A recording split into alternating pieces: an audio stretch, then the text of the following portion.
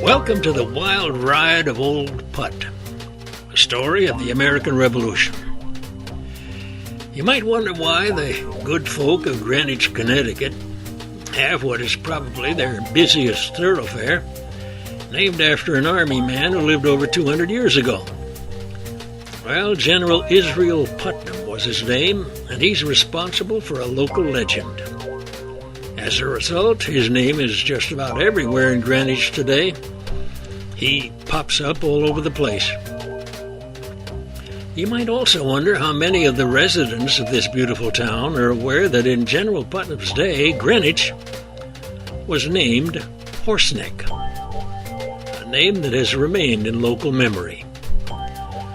During the Revolutionary War, when the soldiers of King George III in New York City looked north, they saw that village lying like a boulder in their path to New England.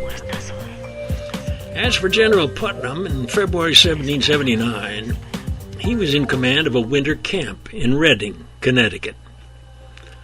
You know, this was quite a come-down. Major General Putnam, one of the very first major generals ever created in the Army of the United States, hero of the French and Indian War, in command at Bunker Hill, General Putnam was now reduced to this: in charge of recruiting and stationed in this winter camp. Well, it may be a beautiful park today. It was a place of misery then.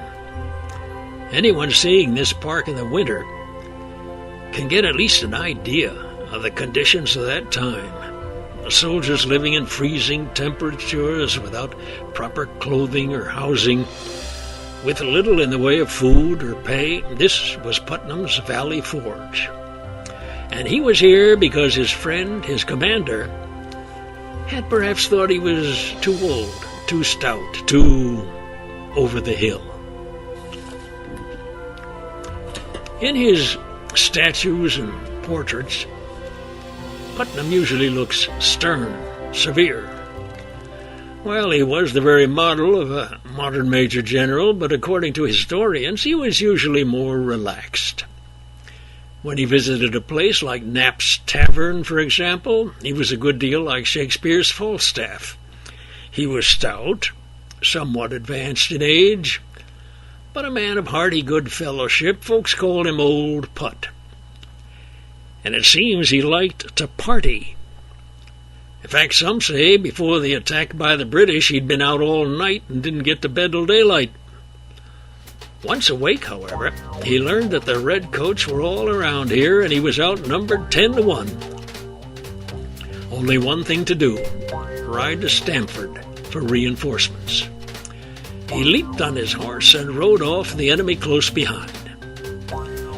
He came to a precipice and just leaped over it, riding dangerously down the steep hillside. For the British, capturing an American major general would be quite a triumph, especially if it was the one responsible for that "don't fire till you see the whites of their eyes" remark. But they stopped the chase and remained at the edge of the cliff, watching Old Put with amazement as he and his horse scrambled down on the rocks and boulders. In Reading's Putnam Park, there's a remarkable statue of the general, shown here while restoration work was being done on it. Putnam has just recklessly leaped over the precipice and is on his way down the steep hill, turning to shout his defiance at the pursuers. He then raced down the post road, which didn't look much like this in those days. He galloped past the mill pond in Coscob, across the Mill River into Stamford, and he wound up here in the center of the town to rally the troops. While this was going on in Stamford, the Tories back in Horseneck were cleaning out the place. They loaded up their wagons with everything they could lift: food, money, jewelry, pots and pans, grandfather clocks, even some of the Horseneck liquor of that day. They then hauled their loot over the Byram River and headed back home. Home being New York City. Well, that's the story of the wild ride of General Putnam, who raced to get reinforcements to drive the enemy from Greenwich. It's important to emphasize that as a result, the Redcoats didn't capture Horseneck. They just stripped it clean. Why did that hasty descent down a rocky precipice by a stout old fellow on a horse become such a legend around these parts? Why is this event now on the official seal of the town of Greenwich? Well, with that courageous ride, General Putnam made a point that cold February day well over 200 years ago. He thought there were things worth risking your life for. Freedom, independence, to name a couple.